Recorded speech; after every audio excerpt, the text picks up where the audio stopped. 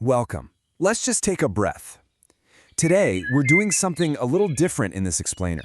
We're stepping away from the endless noise of our busy lives and taking a genuinely meditative walk through a profound historical and spiritual text, Surah Yunus. Whether you know this chapter by heart or you're encountering its wisdom for the absolute first time, I invite you to just settle in. We're going to explore some incredibly beautiful, grounding imagery that has been bringing deep peace to humanity for centuries. Listen to the translation of this beautiful verse. Glory to thee, O Allah, and peace will be their greeting therein, and the close of their cry will be, Praise be to Allah, the cherisher and sustainer of the worlds. You know, it's amazing how the ultimate greeting there is just peace. That single word instantly sets the tone for everything we are about to uncover today. It's an open invitation to ultimate tranquility. So, a quick refresher on Surah Yunus. It's the 10th chapter of the Quran, often referred to as a book of wisdom. It's named after the prophet Jonah, or Yunus. Historically, it was revealed to offer profound spiritual guidance to people who were navigating very challenging times. And as we explore these opening verses, what's really striking is how heavily they focus on the Creator's mercy and the natural signs all around us. It literally asks us to look up at the sky, observe the world, and find comfort in the way things are so perfectly measured out. Let's look at one of those awe-inspiring natural signs. Verse 5 tells us, "It is he who made the sun to be a shining glory, and the moon to be a light of beauty, and measured out stages for her, that she might know the number of years and the count of time."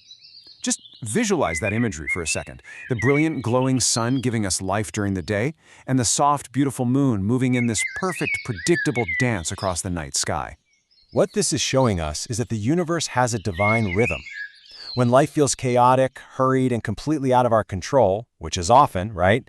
This text invites us to just stop and look up. Those shifting lights in our sky aren't just random astronomical facts.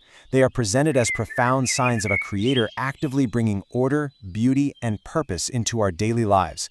This cosmic design is a grounding anchor for us today.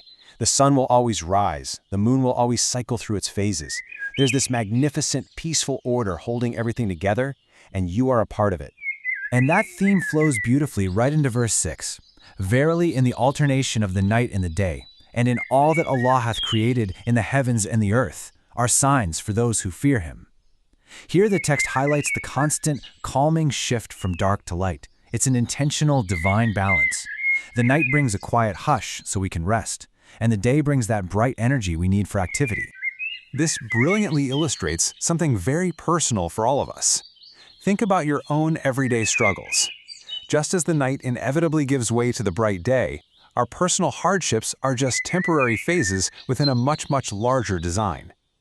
When you are in the dark of night, dealing with stress or sadness, the dawn might feel really far away, but its arrival is an absolute certainty.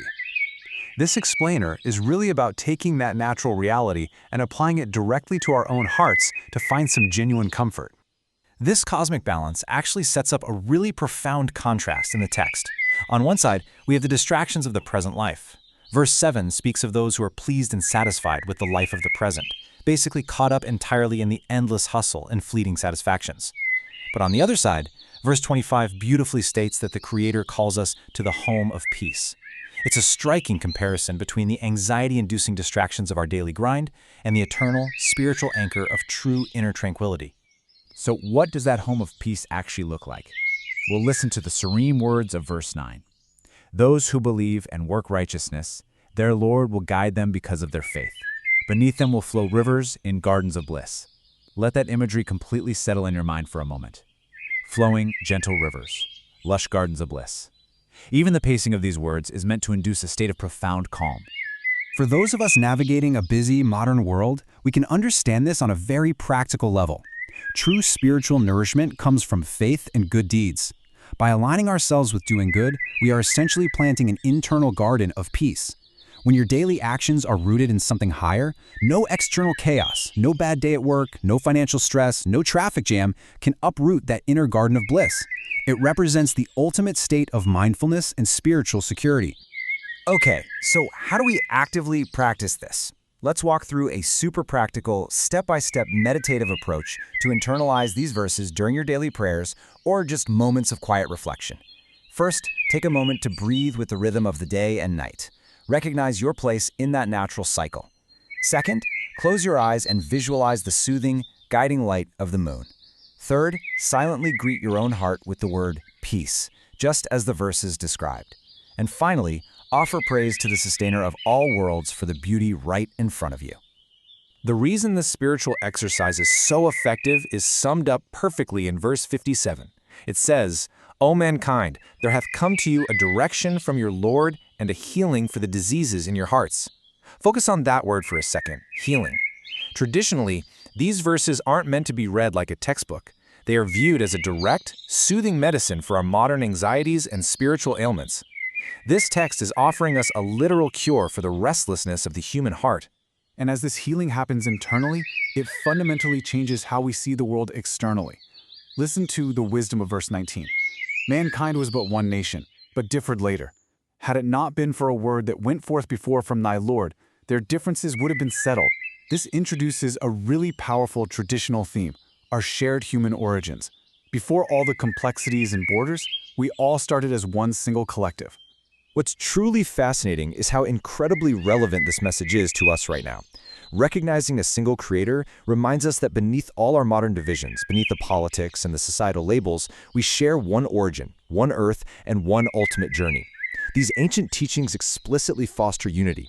They are actively asking us to break down the barriers that separate people in our modern world by remembering our shared sense of humanity. Let's bring all this profound theological wisdom right down to your busy schedule. How do we integrate Surah Yunus into modern routines? Here are 3 actionable tips. Number 1, pause at dawn even if it's just for 10 seconds to acknowledge the Creator's light taking over the night. Number 2, the next time you hit a stressful moment today, actively choose to bring the word peace into your mind before reacting. And number 3, when you're out and about, purposefully look for the shared humanity in a total stranger. As we wrap up this explainer, I want to leave you with one final provocative thought to carry with you. How will you bring the peace of the gardens and the unity of creation into your fast-paced world today? Take a deep breath, let the quiet rhythm of the day and night guide you, find your inner garden of bliss. Until next time.